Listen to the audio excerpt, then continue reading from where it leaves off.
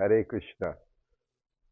So I'm here in South Africa, in Durban. This is my second visit here. First time was 2019. And of course, I mentioned it the other day. I didn't make the trip with Prabhupada to South Africa, something that's always been a regret for me. I had stayed in Hawaii just a few months before.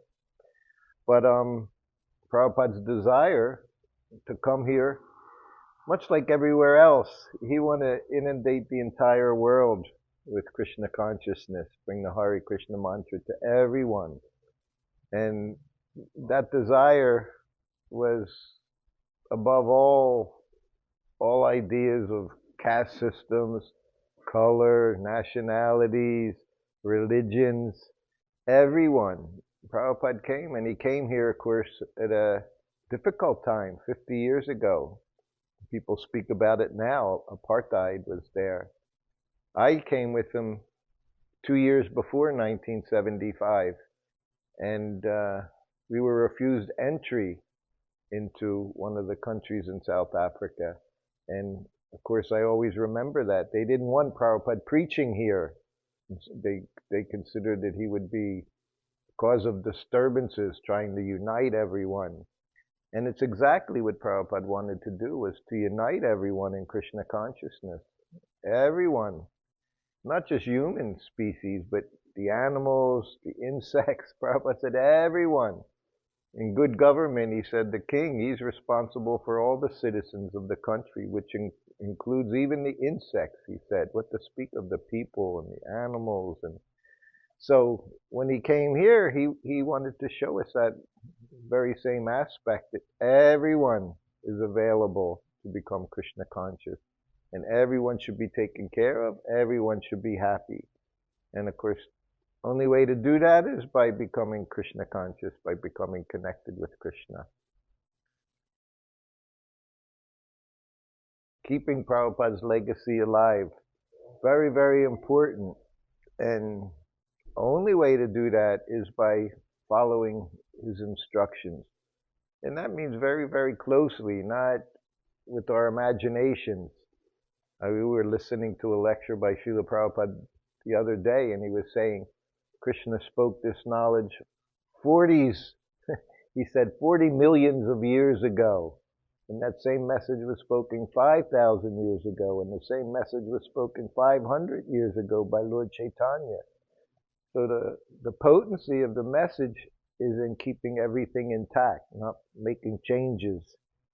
To keep that legacy alive, I feel in our ISKCON society, we have to understand the roots of how Prabhupada established Krishna consciousness.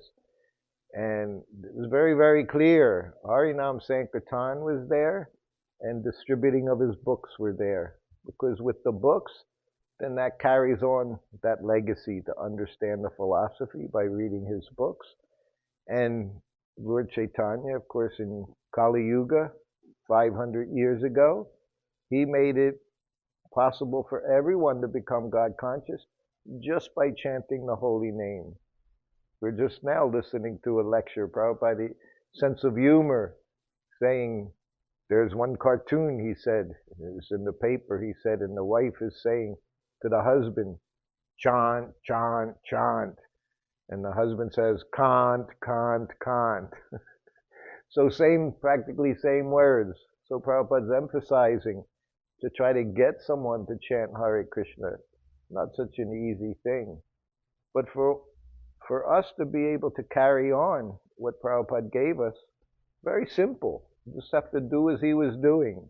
He was chanting outside, not just in the temple to the congregation, but to bring new people in. One has to go out into the streets and by chanting and, of course, distributing prasadam. Prabhupada said the mass of people, all you can do is get them to chant and take prasadam. He said philosophy is for the intellectuals, which is not the majority of people. Most people, you just want to get them to chant and dance. And my godbrothers who were there, here, back then 50 years ago, he said Prabhupada told them They were saying they were so frightened when they were here. They didn't know what to do. And they literally sat down and chanted in the park, just like Prabhupada had done 10 years earlier. And they said, finally they opened their eyes and people were all around them chanting and dancing. So this is the policy for everyone. Doesn't matter, Hindu, Muslim, white, black, the process is always the same, just to give Krishna to them. And that can bring everyone together out of the bodily concept of life. So it's the most important. I see Nama Sankirtan, most important activity for all of us, all the time. That doesn't change, because that's Lord Chaitanya's process. So it has complete potency. And of course, this is our second time here. My wife and I staying at this wonderful temple, Sri Sri Radhanath Mandir. Very beautiful deities that Srila Prabhupada has provided to everyone here in the community. And I think like everywhere I see, the temple it's the place. It belongs to the community. It belongs to the congregation. It's here for everyone.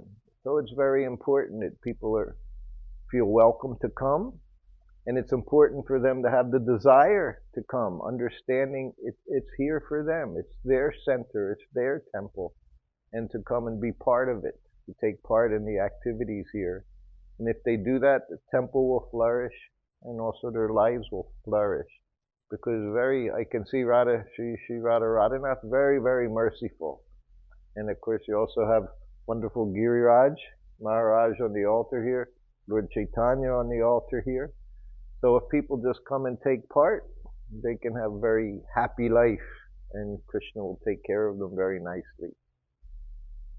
Okay. Hare Krishna. Thank you.